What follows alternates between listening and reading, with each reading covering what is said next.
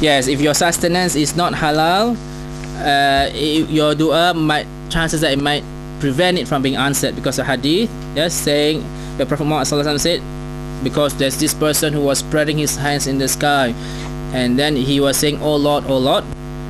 Meanwhile, Prophet Muhammad said the food is unlawful, his drink is unlawful, his clothing was unlawful, and he is nourished unlawfully. How can he be answered? Narrating the story about one person who was making dua. Yeah, and Prophet Muhammad knows that his everything sustenance was haram, forbidden. And this hadith was written by Muslims. Yeah. Next one. Anybody? If you're not convinced, that conviction in your heart that it will be answered, you're making dua, but deep down you're thinking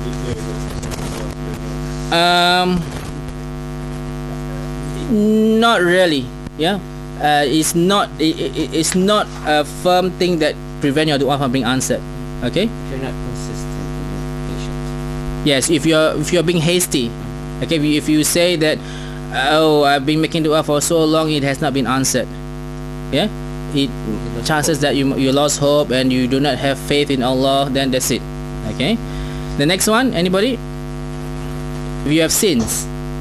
Okay. If you are still doing sins, your dua might not be answered. Yeah.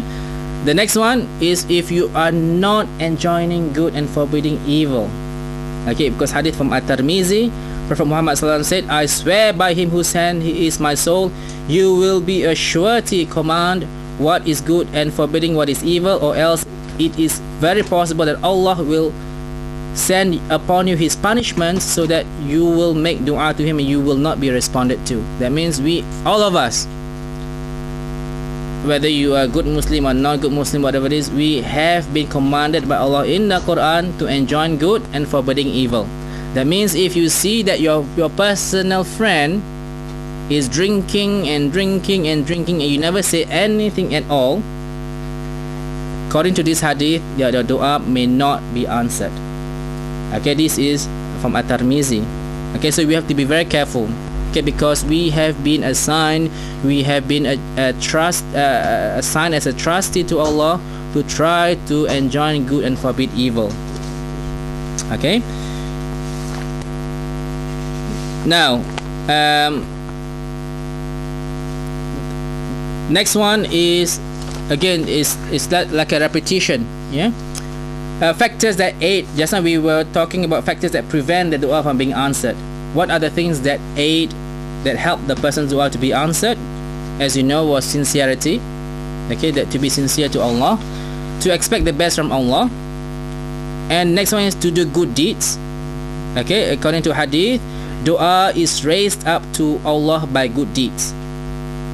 Okay, the next one is the fulfilling the rights of parents. There is a story, okay, from a person narrated by Umar ibn Khattab radhiyallahu anhu.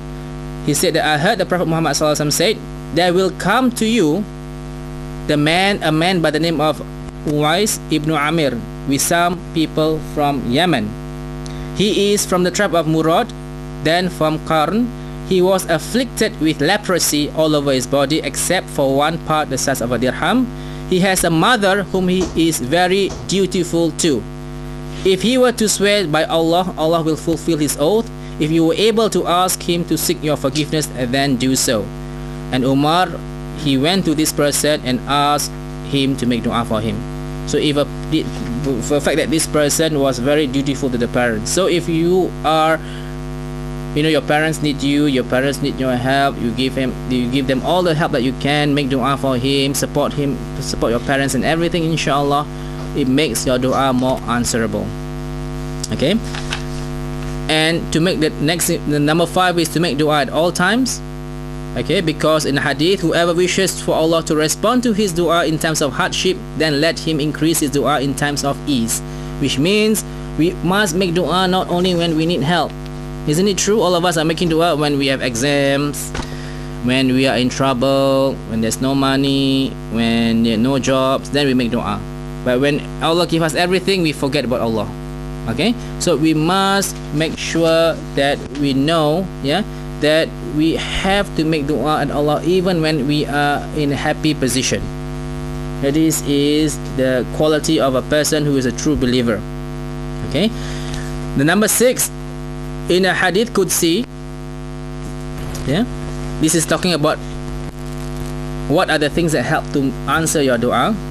It is to do voluntary acts after the obligatory ones. Okay, in the hadith Qudsi, Allah said, whoever shows enmity to one of my wali, that means who is under Allah's protection, then I have declared war against him, and my servant does not cease to draw closer to me by doing voluntary acts until I love him.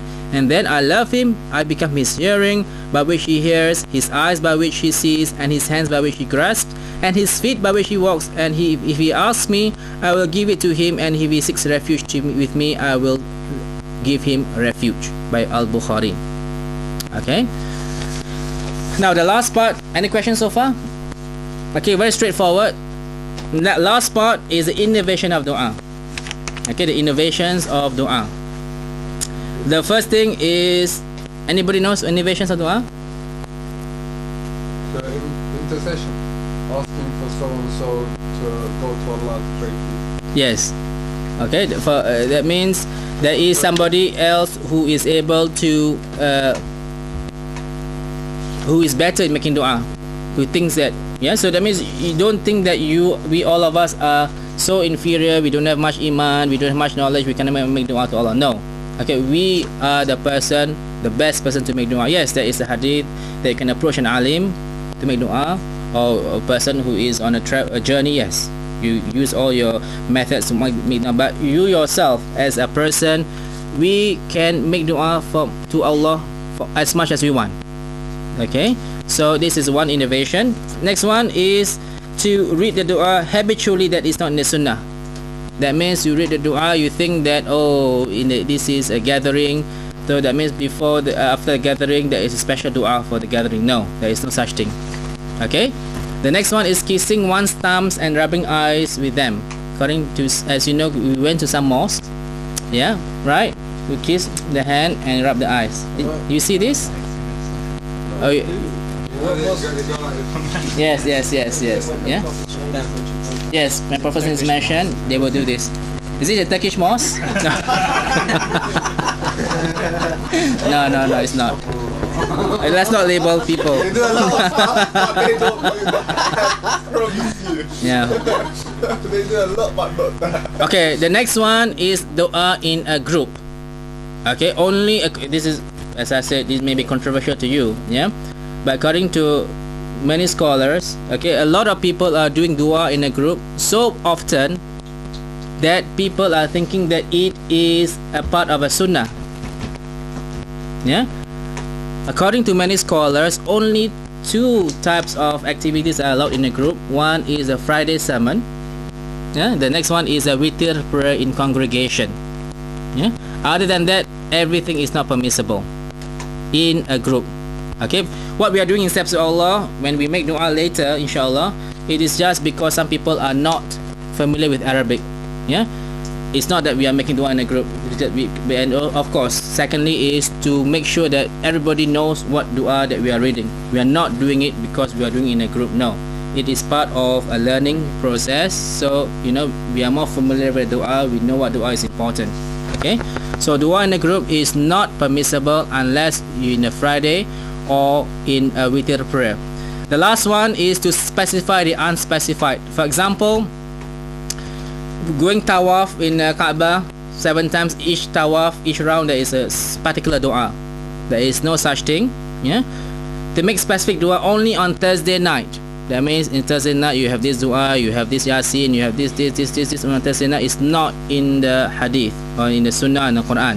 Yeah, there is a special dua before eating in a group. Remember I told you I went to a Turkish gathering. Saying grace. Yes, it's like saying grace. The Lord's Prayer. No, but I was quite shocked. No, but it may not be. I might just be having in a Turkish gathering. Yeah, because I was invited to give a talk. But before everybody was in a long table, and I was asked to make a dua before eating. I was so shocked. So that's it. No, I just said no. I don't do dua in a group. If you want to do dua individually. Then after that, I wasn't invited again. That was my last time I was invited to give a talk. So, Allah Alam, I did my best.